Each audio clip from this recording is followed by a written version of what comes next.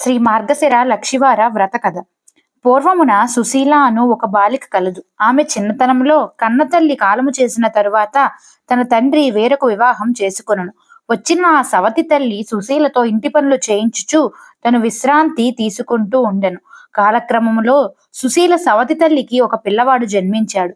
ప్రతిరోజు ఆ పిల్లవాడిని కూడా ఆడించమని సుశీలను పురమాయించి బదులుగా ఒక చిన్న బెల్లపు ముక్క తినమని ఇస్తూ ఉండేది.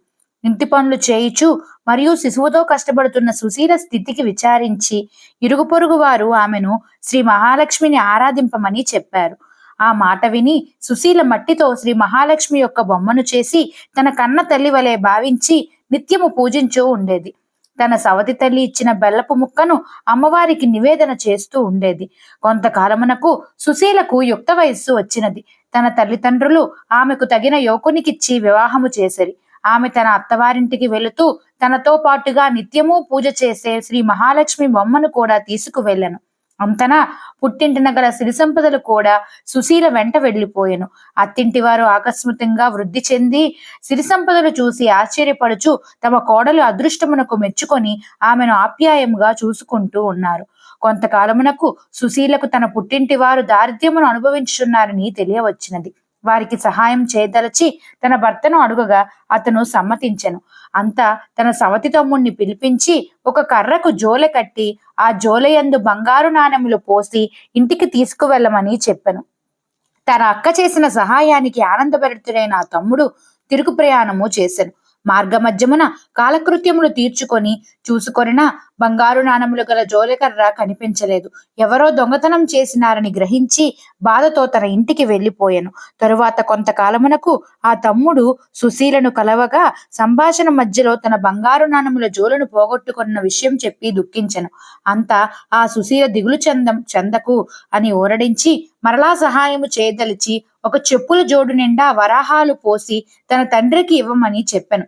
కాగా తిరుగు ప్రయాణమున ఒక కుక్క వరాహాలు కల అతని చెప్పును నోట కరుచుకుని పారిపోయాను. మరలా దుఃఖించుచు అతని ఇంటికి చేరెను. కొంతకాలము తరువాత సుశీలకు ఈ విషయం కూడా తెలిసి వచ్చి ఈసారి బాగా ఆలోచించి తన తమ్ముడికి ఒక గుమ్మడికాయ నిండా రత్నాలు పోయించి తన సవతి తల్లికి ఇవ్వమని చెప్పాను. ఆ తమ్ముడు తిరుగు ప్రయాణమున ఒక చోట కూర్చొని చద్ది తినుచుండా అక్కడకు వచ్చిన ఒక వ్యక్తి ఆ గుమ్మడికాయ దొంగతనం చేసి పారిపోయాను. ఇది గ్రహించిన ఆ తమ్ముడు బాధపడి తన దురదృష్టమునకు నిందించుకుంటూ తిరిగి ఇంటికి చేరెను. ఇలా ఉండగా తన పుట్టింటి వారిని చూడవలనని కోరిక కలిగి సుశీల ఒకనాడు ఆమె పుట్టింటికి వెళ్ళను. తన తమ్ముడి ద్వారా జరిగిన విషయమును తెలుసుకొని విచారించెను. తన పుట్టింటి వారి దారిద్ర్యమును పోగొట్టుకొనుటకు ఏమి చేయవలనో అని తీవ్రంగా ఆలోచించి తను నిత్యము పూజించే శ్రీ మహాలక్ష్మిని పూజించిన సంపదలు కలుగగలవని గ్రహించి తన సవతి తల్లిచే ఆ శ్రీ మహాలక్ష్మి వ్రతమును చేయుటకు నిశ్చయించుకున్నది.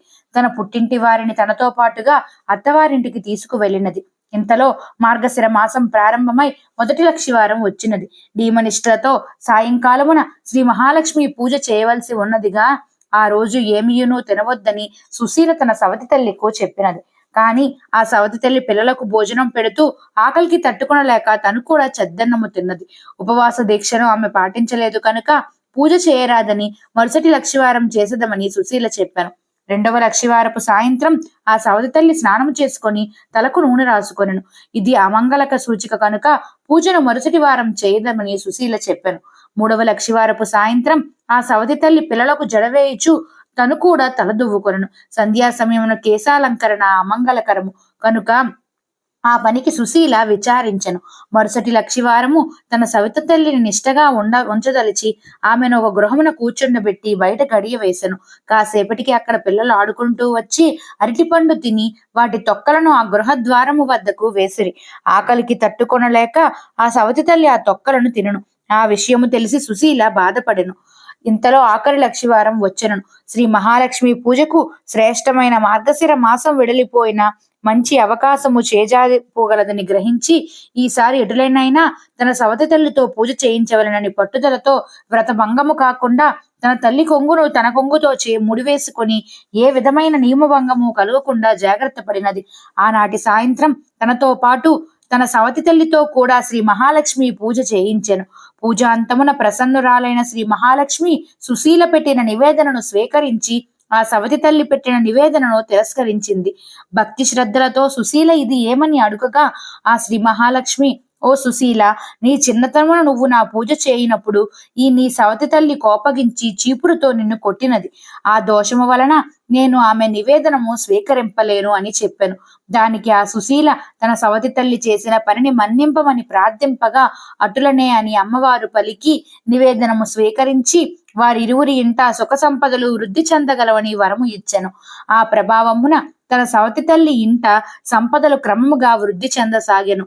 అటు పిమ్మట ప్రతి సంవత్సరము వచ్చు మార్గశిర మాసమున 5 లక్షివారములు నియమనిష్ఠలతో శ్రీ మహాలక్ష్మి పూజ చేసి తమ విభవము కొలది పరమాన్నము, పులగము, బూరెలు, అప్పాలు మొదలగు వాటిని నివేదము చేయుచు వారిరువురు కుటుంబములు సుఖ సంపదలతో ఆనందము నొందిని.